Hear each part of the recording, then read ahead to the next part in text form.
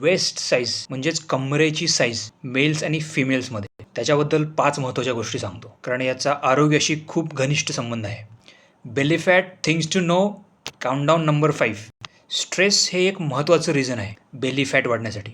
पुरुषांमध्ये waste size 37 इंचपेक्षा जास्त आणि स्त्रियांमध्ये वेस्ट साईज 32 इंचपेक्षा जास्त. वेगवेगळ्या प्रकारच्या क्रोनिक डिसीजेसची रिस्क वाढते.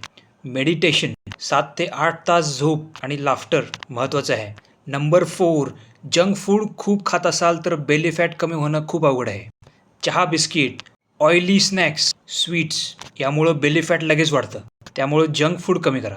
पालेभाज्या, फायबर, फळभाज्या, मोड आलेली कडधान्य, फळं यांचं सेवन वाढवा.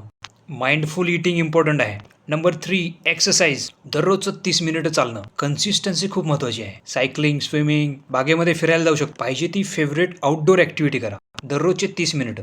जिमच पाहिजे असं काही नाही आहे. नंबर 2, जे बेली फॅट आहे ना ते ॲक्च्युली डेंजरस आहे. ॲबडॉमिनल फॅट किंवा विसरल फॅट जे ऑर्गन्स भोवती जमा होतं. फॅटमुळं हॉर्मोन्स डिस्टर्ब होतात आणि शुगरचं रेग्युलेशन सुद्धा डिस्टर्ब होतं.